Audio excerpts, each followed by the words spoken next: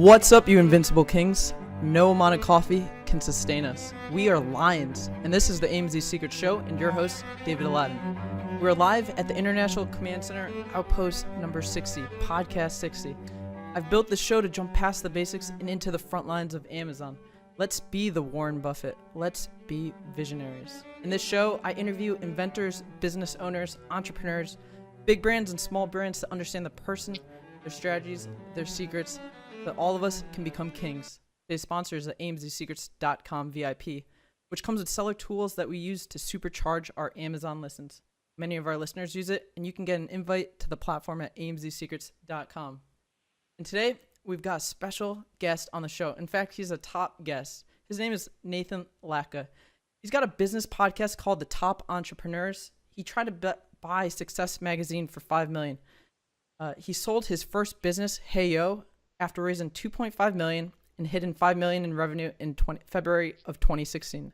Acquired another company called Send Later. Welcome to the show, Nathan. David, what's up, man? I'm excited to be here. I told you, you better make me feel uncomfortable on this show, so let's have some fun. You nervous yet? No, Nathan Latka never gets nervous. David Aladdin never gets nervous. All right. Can you take us to the beginning before things got crazy? Let's hear more about you. Yeah, so that's a big question. I'll keep it very brief because time's valuable. 19 years old, studying architecture at Virginia Tech. Quickly heard fifth years complaining they weren't getting jobs, and I said, screw it. I'm not putting myself through 5 years and spending a ridiculous amount of money on college education and not have a guaranteed job. I stayed in my dorm room rocking my ex-girlfriend's Christmas boxers and pre-sold 73 grand worth of Facebook fan pages. So my PayPal account was just exploding, and eventually I decided to drop out, grew the business to about 30 grand in monthly recurring revenue. This was a SaaS business, software as a service. Margins were through the roof, way higher than most Amazon, obviously, products because there were no cost of goods sold outside of very little server costs. Then kept growing it to about 90,000 in monthly recurring revenue. We then raised $2 million from a Forbes billionaire named RJ Kirk at a pre-money valuation of $8.5 million, which brought our total funding to about $2.5 million. A lot of our angel investors were really the smartest in the world. I mean, I'm talking folks like David Cohen at Techstars. Many say the best investors in the world. So we grew that to about 10,000 monthly paying customers, $5 million in revenue, 25 employees, and sold that in February of 2016 of this year. So I got to tell you, it was big, it was exciting, and that's kind of the story in a nutshell. All right, let's go a little deeper in the small amount of time that we got. We got about 30 minutes. To get everything understood. All right, so you've got this business and you grew it to 10,000 users. Can you, even before that, how'd you even get to the first 1,000 users? You know, I make this clarification. Many people lie. You go, how many customers do they have? And they say 10,000, and they're lying because that's how many users they have, which many times most people are free, right? We had 10,000 paying customers, people that had given us our credit card that we were billing every month. None of this baloney about users versus customers. 10,000 paying customers. And currently, I think it's like $29.99 a month. What were you guys charging at the time? Was it the same? Average revenue per user per month ranged between $30 to $300. Okay, and the 300 was that like a, what is that, enterprise? That was our agency plan, yeah, enterprise. All right, so that's pretty awesome. So before you got to 5,000 users or even 1,000 users, what were you guys doing to build your brand up? I mean, a lot of content marketing, a lot of hustling. Cougars loved me. Okay, they love the comb over. They love that the shirt's unbuttoned. So I played to Cougars, and they bought the product like you wouldn't believe. All right. So all right, let's break it down even further. So you were 19 at the time, and how old are you now? 26. Okay, so about 7 years. So when did it get acquired, by the way? February 2016 this year. Awesome. Okay, so you about 7 years to acquisition, correct? Yep. Very cool. Okay, and then, so your first 1,000 paying users, when did that happen? How long did it take to get to that stage? 13 months. Okay, so that's pretty good growth. And then it seems like it skyrocketed from there because took over a year to get 1,000, but then the 9,000 more, took 7 years. So the growth started to grow faster and faster at some point. Was there any type of event that happened that caused that? Dude, hustle. I mean, everyone listening that's an entrepreneur that sold a company knows that, right? There's not a magic bullet, and I'd be totally lying to you if I told you there was. It came down to pure hustle, and quite frankly, the reason I won and the reason we smashed many of our competitors is because we were way more creative than all of them. We did marketing stunts that were just different and they worked. I mean, a lot of it was webinars, a lot of it was putting on a show. You have to entertain, and people buy on emotions, and so that's how we sold the platform over and over again. I don't know if you ever seen Gladiator. Are you not entertained? I have no idea. Oh my gosh, I it's a don't. good movie. Star Wars, I can't do it. I can't do Star Trek. I can't do the sci-fi stuff. It's not. It's not. It's medieval almost. I can't. This gladiator was in an arena, and all these people were watching him fight this major battle, and he didn't want to do it for entertainment, but the whole reason was entertainment, and that's why once he figured out that kind of secret sauce, he became like the best gladiator, and he rose all the way up to unlock himself from slavery, pretty much. Beautiful. I don't even know how I summarized that so well. All right, so you pretty much figured out how to unlock the entertainment in marketing. Let's hear more about how you do that. And so let's say we have a product, right? What would you do if you're selling, let's say, a pencil? How would you make that pencil, sell millions of units? It has to be a story. It has to be the same style of pencil that Princess Diana used when she signed the will that gave all of her royal palaces to her son, right? Like every product. Look, one of my favorite things to do, people say you can't copy your competitors. You know what I say? Copy the hell out of your competitors and then beat them on something unique that you do. My strength is storytelling. So I copy people all the time, and then I destroy them because I tell a better story about the product or service. And so I'm always looking. I don't buy companies. I buy stories. And then you just stick in the product or the service or the technology. So the way you win on Amazon, in my opinion, is you can have the exact same product, but whoever tells the better story is going to win. I love it. It's good advice. Okay, so you're telling the best story with Heyo, and who were your competitors at the time? We had tons. Short Stack, Vodago, Wildfire, Buddy Media, Involver. I mean, it was a very fragmented, highly, highly competitive space. Awesome. Okay, so and it looks like you beat them. Let's talk about the acquisition part of that. A lot of our guests are either trying to get acquired or they're in the acquisition phase. How did that play out? Well, it was very simple. I mean, I did think, everyone always tells you don't sell a company. You have to be bought, so you have leverage. And that's a bunch of baloney, right? No one's going to just randomly come to you and say, can I buy your company? Unless you get very lucky. What's much better is for you to intentionally set up a system to attract buyers, right? And then use psychology to get them to bid up and give you better deals. So look, I was expecting like 1 or 2 people to watch this live, but there's like 3 or 4 of you in the Facebook group. So just know I'm watching that, and so is David. So you can ask questions there, and I'll answer them. Okay. And David's dog is very excited about this interview as well, as you can see there in the background. Wake up, Dobie. Yeah. What I did is I collected all the email addresses of the business development guys in our space, of all of our competitors. And I sent an email that basically said, we're shutting the business down, right? And here's why. And it looked like an email blast to all of our customers. The reason I did that is because business development guys don't acquire healthy businesses. They don't want to spend a bunch of money on a fast-growing business. What they want are deals.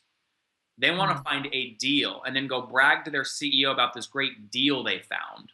So I needed to create a storyline that positioned Heyo as a great deal for one of these guys to buy.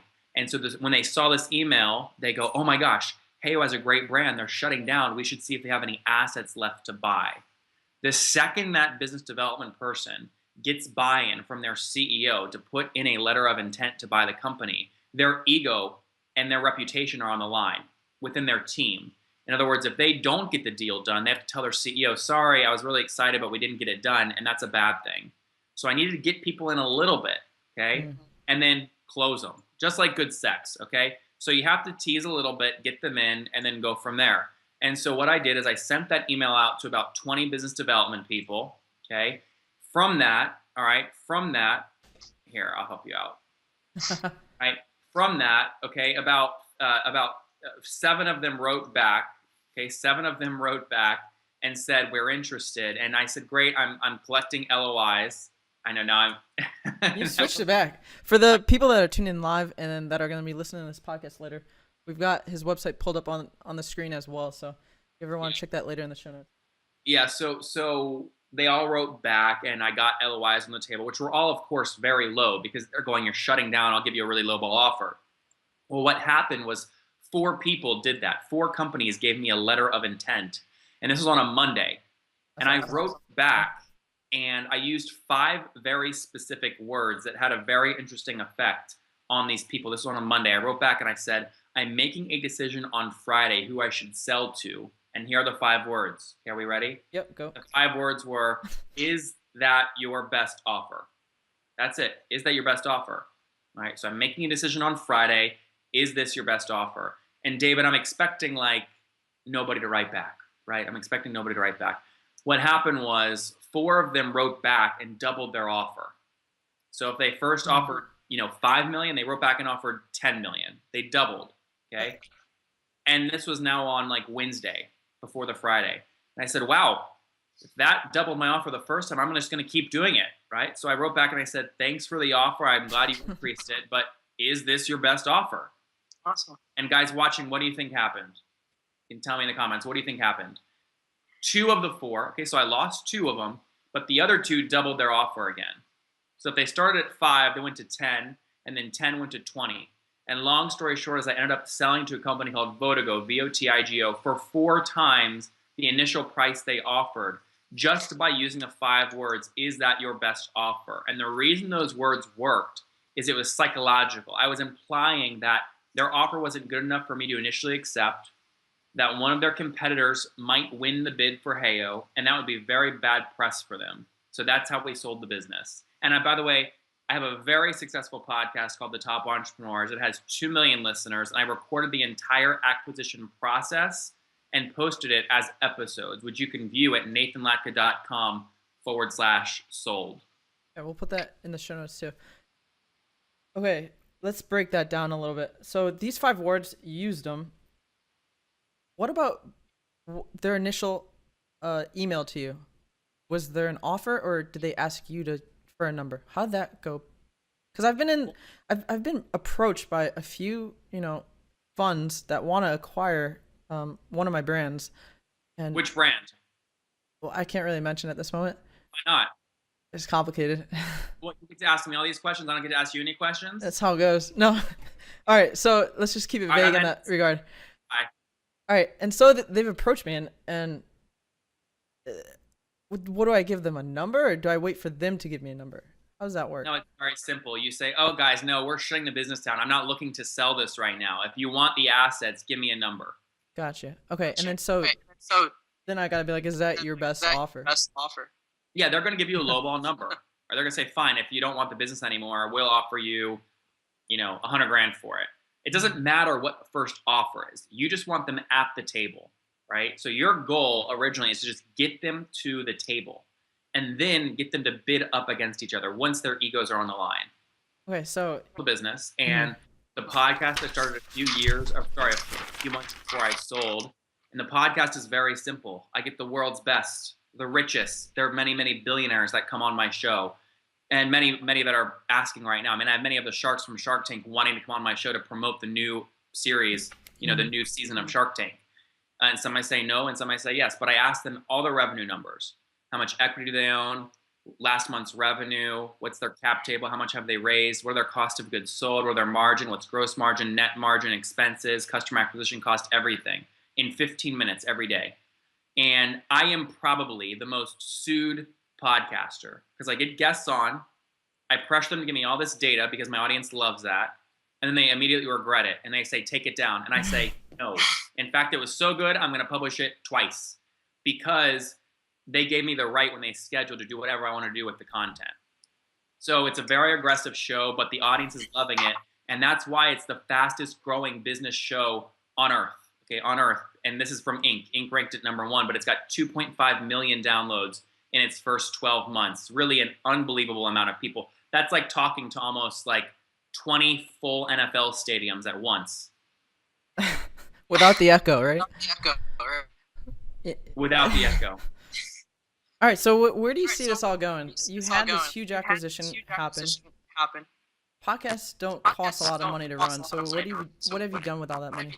This is actually, David, driving me crazy about this whole this whole EpiPen thing right now with Congress like killing these CEOs. Look, if you're not happy with the price of an EpiPen, stop moaning and groaning and go start your own company and beat them. Create them at a cheaper price. These people in Congress, they don't know a damn thing about healthcare, and all these entrepreneurs invested all this money to create beautiful products. If you have a monopoly on a product, you should charge a ton. I mean, that's how Rockefeller and JP Morgan and Carnegie, that's how they got very rich. Microsoft, everybody, that's how they got very rich. So that's one of the things, that's a big problem, I think. Government gets in the way. So what I'm doing now, I will run and win the presidency in 2036. We're going to win like super fast. People are going to blink and I'm going to be president. It's going to be great. So I'm going to win the presidency.